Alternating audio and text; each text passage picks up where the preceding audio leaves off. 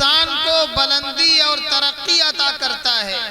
علم چاہے دینی ہو یا دنیاوی ہو، انسان کو بلندی اور ترقی عطا کرتا ہے۔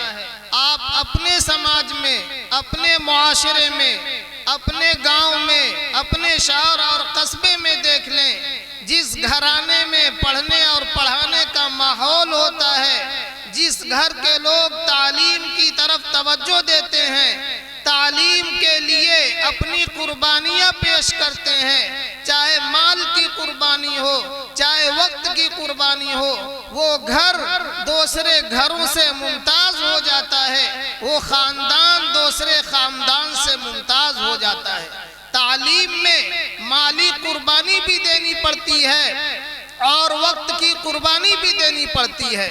ہمارا بچہ تعلیم حاصل کر رہا ہے تو شادی بھی پڑھ سکتی ہے، کسی اور بھی خوشی کا موقع پڑ سکتا ہے، لیکن ہم ایسے موقع پر اگر تعلیم کی طرف توجہ دیں گے، اپنے بچوں کی تعلیم کی فکر کریں گے، تو ہمارا بچہ وہ ایک دن اعلیٰ تعلیم حاصل کر لے گا اور علم حاصل کر کے وہ ممتاز ہو جائے گا اور آگے بڑھ جائے گا۔ السلام علیکہ یا رسول اللہ، السلام علیکہ یا حبیبی یا نبی اللہ۔ دوستو، وقت بہت مختصر ہے اور آج ہمارے یہاں الحمدللہ بہت سے علماء کرام کی آمد ہوئی ہے اور ہم اپنے اکابر علماء کو سننے کے لیے یہاں تشریف لائے۔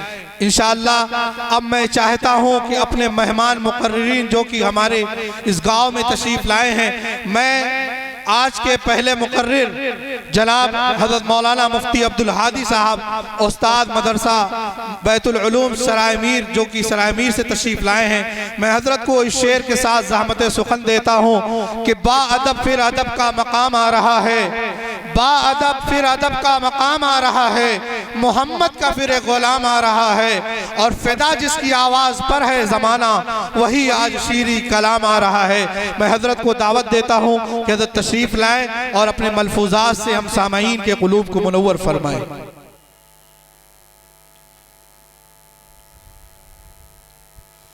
الحمدللہ نحمده ونستعینه ونستغفره ونعوذ باللہ من شرور انفسنا ومن سیئات اعمالنا، من يهده الله فلا مضل له ومن يضلله فلا هادي له، ونشهد أن لا إله إلا الله وحده لا شريك له، ونشهد أن سيدنا وسندنا ونبينا ومولانا محمدا عبده ورسوله. أما بعد، فقد قال الله تبارك وتعالى في القرآن المجيد والفرقان الحميد: أعوذ بالله من الشيطان الرجيم، بسم الله الرحمن الرحيم. الرحمن علم القرآن، صدق الله مولانا العظيم. قال النبي صلى الله عليه وسلم: الكلمة الحكمة ضالة الحكيم، فحيث وجدها فهو أحق بها، أو كما قال عليه الصلاة والسلام. علم ہے منزل عرفان و ہدایت کا چراغ، علم ہے منزل عرفان و ہدایت کا چراغ، علم ہے معرفت انفس و آفاق کا نام. علم سے تربیت فکر و نظر ہوتی ہے، علم سے تربیت فکر و نظر ہوتی ہے. علم ہے فطرت کی صدا، علم ہے اسلام کا پیغام. معزز سامعین کرام، پردہ نشین مائیں اور بہنیں، بہت ہی مختصر وقت میں میں آپ لوگوں سے علم کی اہمیت و فضیلت کے متعلق کچھ باتیں ذکر کر کے اپنی جگہ لوں گا. غور کے ساتھ اور توجہ کے ساتھ میری باتوں کو سماعت فرمائیں. علم انسان کو بلندی اور ترقی عطا کرتا ہے. علم انسان کو بہت ہی بلندی اور ترقی تک لے جاتا ہے۔ کہا جاتا ہے کہ جو شخص علم حاصل نہ کرے وہ انسان نہیں بلکہ جانور ہے، اور وہ گھر جس میں پڑھنے پڑھانے کا ماحول نہ ہو اور جس میں تعلیم کا رواج نہ ہو وہ گھر گھر کہے جانے کے لائق نہیں۔ اسی طرح وہ ملک جس میں تعلیم کا رواج نہ ہو، پڑھنے پڑھانے کا رواج نہ ہو، وہ ملک بھی ملک کہے جانے کے لائق نہیں۔ علم انسان کو بلندی اور ترقی عطا کرتا ہے۔ علم چاہے دینی ہو یا دنیاوی ہو، انسان کو بلندی اور ترقی عطا کرتا ہے۔ آپ اپنے سماج میں، اپنے معاشرے میں، اپنے گاؤں میں، اپنے شہر اور قصبے میں دیکھ لیں، جس گھرانے میں پڑھنے اور پڑھانے کا ماحول ہوتا ہے، جس گھر کے لوگ تعلیم کی طرف توجہ دیتے ہیں، تعلیم کے لیے اپنی قربانیاں پیش کرتے ہیں، چاہے مال کی قربانی ہو، چاہے وقت کی قربانی ہو، وہ گھر دوسرے گھروں سے ممتاز ہو جاتا ہے، وہ خاندان دوسرے خاندان سے ممتاز ہو جاتا ہے۔ تعلیم میں مالی قربانی بھی دینی پڑتی ہے اور وقت کی قربانی بھی دینی پڑتی ہے۔ ہمارا بچہ تعلیم حاصل کر رہا ہے تو شادی بھی پڑھ سکتی ہے، کسی اور بھی خوشی کا موقع پڑ سکتا ہے، لیکن ہم ایسے موقع پر اگر تعلیم کی طرف توجہ دیں گے، اپنے بچوں کی تعلیم کی فکر کریں گے، تو ہمارا بچہ وہ ایک دن اعلیٰ تعلیم حاصل کر لے گا اور علم حاصل کر کے وہ ممتاز ہو جائے گا اور آگے بڑھ جائے گا۔ جو لوگ توجہ نہیں دیتے، معمولی وجہ سے اور کوئی کسی نہ کسی بہانے سے بچے کی رخصت لیتے رہتے ہیں اور یوں ہی مدرسے کا، اسکول کا ناغہ کرا دیتے ہیں، تو آہستہ آہستہ وہ بچہ تعلیم سے دور ہو جاتا ہے۔ تو تعلیم کے لیے ہمیں قربانی دینی پڑے گی، وقت کی قربانی دینی پڑے گی، مال کی قربانی دینی پڑے گی۔ ہمارے پیسے جو رسم و رواج میں خرچ ہو رہے ہیں، فضول خرچ ہو رہے ہیں، جہاں ہمارا پیسہ نہیں خرچ ہونا چاہیے وہاں خرچ ہو رہا ہے، ایسے خرچوں کو ہم روک کر تعلیم پر پیسہ خرچ کریں تو وہ ہمارے لیے مفید ہوگا۔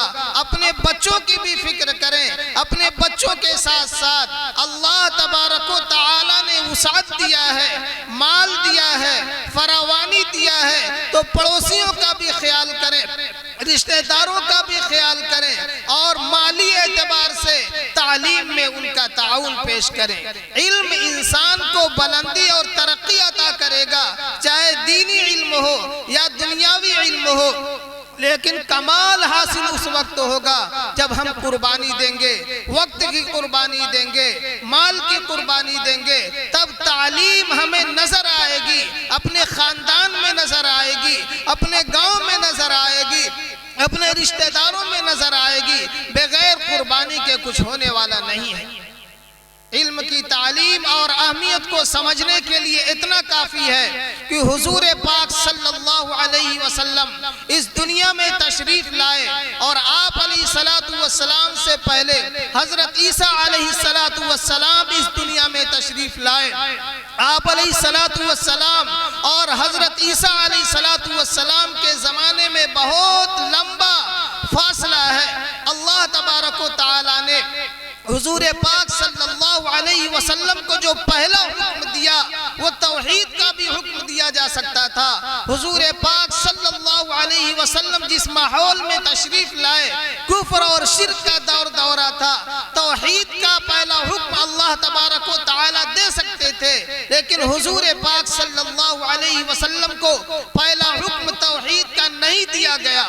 اور جس ماحول میں حضور پاک صلی اللہ علیہ وسلم تشریف لائے، قتل و غارت گری عام تھی، انسانی حقوق کا بھی حکم دیا جا سکتا تھا، تھا، لیکن اللہ تبارک و تعالی نے انسانی حقوق کا حکم نہیں دیا۔ اسی طرح بچیوں کو زندہ درگور کر دیا جاتا تھا۔ اللہ تبارک و تعالی حضور پاک صلی اللہ علیہ وسلم کو پہلا حکم انسانی حقوق کا دے سکتے تھے، اپنی عبادت کا حکم اللہ تبارک و تعالی حضور پاک صلی اللہ علیہ وسلم کو دے سکتے تھے، اشکر اللہ کا حکم دے سکتے تھے کہ اللہ کا شکر ادا کرو، اشکر اللہ کا حکم دے سکتے تھے کہ اے نبی اللہ کا ذکر کرو، اعبد اللہ کا حکم دے سکتے تھے، لیکن اللہ تبارک و تعالی نے جو پہلا حکم حضور پاک صلی اللہ علیہ وسلم کو دیا وہ اقرا کا دیا۔ بچوں نے بھی تقریر کیا، اقرا کا تذکرہ کیا، اقرا بسم ربک الذی خلق۔ پہلا حکم اللہ تبارک و تعالی نے حضور پاک صلی اللہ علیہ وسلم کو اقرا کے ذریعے دے کر ہم تمام لوگوں کو اللہ تبارک و تعالی نے یہ حکم دے دیا کہ تعلیم سیکھنا، پڑھنا اور پڑھانا ایک انسان کے لیے بہت ہی ضروری ہے۔ علم انسان کو بلندی اور ترقی آتی ہے۔ آپ اس میں غور کریں، ہماری جو مذہبی کتاب ہے قرآن، اس کے معنی ہی ہے پڑھنا۔ ہماری مذہبی کتاب ہمیں سکھاتی ہے، ہمیں تعلیم دیتی ہے، ہمیں بتلاتی ہے کہ ہم تعلیم کی طرف توجہ دیں، پڑھنے اور پڑھانے کی طرف توجہ دیں، اللہ تبارک و تعالی سے دعا بھی کریں۔ اللہ تبارک و تعالی نے اپنے حبیب حضور پاک صلی اللہ علیہ وسلم کو یہ دعا سکھلائی۔ اللہ تبارک و تعالی نے فرمایا وَقُلْ رَبِّ زِدْنِي عِلْمًا، اے نبی آپ کہیے اے میرے رب میرے علم میں اضافہ کر دیجئے۔ ہم علم حاصل کریں اور دینی علم بھی حاصل کریں، دنیاوی علوم بھی حاصل کریں، اللہ تبارک و تعالی سے دعا بھی کرتے رہیں اے اللہ ہمارے علم میں اضافہ کر دیجئے۔ تعلیم کے ساتھ ساتھ اللہ تبارک و تعالیٰ کے سامنے رونا، اللہ تبارک و تعالیٰ سے دعائیں کرنا اور علم میں اضافے کی دعا مانگنا، یہ اللہ تبارک و تعالیٰ اپنے نبی کو حکم دے رہے ہیں۔ ہم تعلیم حاصل کر رہے ہیں، ہمارے بچے تعلیم حاصل کر رہے ہیں، ہم وقت بھی دیں، پیسہ بھی خرچ کریں، اللہ تبارک و تعالیٰ سے دعا بھی کریں کہ اللہ ہمیں علم نافع عطا فرما، اے اللہ ہمیں علم غیر نافع سے اے اللہ ہماری حفاظت فرما۔ اور ایسے ادارے جو چلتے ہیں جہاں تعلیم دی جاتی ہے، علم سیکھا اور سکھایا جاتا ہے، اس کو ترقی دینے کے لیے، اس کو بڑھانے کے لیے ہم جو تعاون پیش کر سکتے ہیں وہ پیش کریں۔ ہم ایک گھر چلاتے ہیں، یہاں بہت سے لوگ ذمہ دار بھی بیٹھے ہوں گے۔ ایک گھر چلانے کے لیے آدمی اپنا گھر چھوڑ دیتا ہے، گاؤں چھوڑ دیتا ہے، اپنا ملک چھوڑ دیتا ہے، تب جا کر ایک گھر میں لوگ کھاتے ہیں، گھر کا سارا نظام چلتا ہے، لوگ ہنستے اور کھیلتے ہیں۔ ایک ملی کام کرنا، سماجی کام کرنا ایک بہت بڑی ذمہ داری کا کام ہے۔ جو لوگ کر رہے ہیں ان کے لیے ہم دعا بھی کریں، ہم سے جو تعاون ہو سکتا ہے ہم تعاون بھی کریں، اور سب سے بڑی چیز ہے کہ اللہ تبارک و تعالیٰ سے ہم ان کے لیے دعا کریں۔ علم سیکھنا، علم سکھانا یہ بہت ہی اہم ہے۔ اللہ تبارک و تعالی ہمیں تعلیم کی اہمیت کو سمجھنے کی توفیق مرحمت فرمائے، اور اس کے لیے اللہ تبارک و تعالی ہمیں وقت کی قربانی، مال کی قربانی دینے کی توفیق مرحمت فرمائے، اور اللہ تبارک و تعالی سے دعا کریں کہ اللہ تبارک و تعالی ہمیں علم نافع عطا فرمائے، علم غیر نافع سے اللہ تبارک و تعالی ہماری حفاظت فرمائے۔ آمین وآخر دعوانا الحمدللہ رب العالمین۔ جزاک اللہ خیرہ۔ حضرات ایک اہم گزارش اور درخواست آپ سے ہے کہ آپ حضرات اپنے سامنے کی کرسیوں کو دیکھیں اور آگے بڑھ جائیں۔ سب سے پہلے آپ آگے بڑھ جائیں، تب پروگرام آگے بڑھایا جائے گا۔ آپ اپنی نشستوں کو چھوڑیں اور آگے بڑھ جائیں، کیونکہ آگے کی کرسیاں خالی ہیں اور پیچھے مجمع جو ہے آ رہا ہے، اس لیے آپ فوراً اٹھ جائیں اور آگے بڑھ جائیں۔ آ جائیں بھائی، آگے آ جائیں، آگے آ جائیں بھائی۔ ارے آپ ہی لوگوں سے کہا جا رہا ہے کہ آپ آگے آ جائیں، کیونکہ یہ دینی مجلس ہے اور دینی محفل ہے۔ برائے مہربانی آپ آگے تشریف لے آئیں۔ جو آگے بڑھے گا اللہ تعالیٰ اس کو اور بھی زیادہ آگے بڑھا دیں گے۔ جو جس چاہت کے ساتھ آتا ہے اور جس نیت سے آدمی سنتا ہے، اس کے اوپر ویسا ہی اثر مرتب ہوتا ہے۔ آپ علماء سے محبت کرتے ہیں تو ان کے علم کی وجہ سے، اس لیے اگر آپ علماء کے قریب ہوں گے تو آپ کے دل کے اندر بھی ایک الگ اثر مرتب ہوگا، اس لیے آپ اپنی نشستوں کو چھوڑ دیں۔ ویسے کرسی پانے کے بعد کوئی چھوڑنا نہیں چاہتا، لیکن آپ برائے مہربانی، یہ جلسہ ہے، یہ دینی جلسہ ہے، قرآن و حدیث کی بات ہوگی، اللہ اور اس کے رسول کی بات ہوگی، اس لیے اپنی کرسیوں کو آپ لے کر کے آپ آگے آ جائیں اور علماء کرام کے خطاب اور ان کے وعظ و نصیحتوں کو آپ غور سے سماعت کریں۔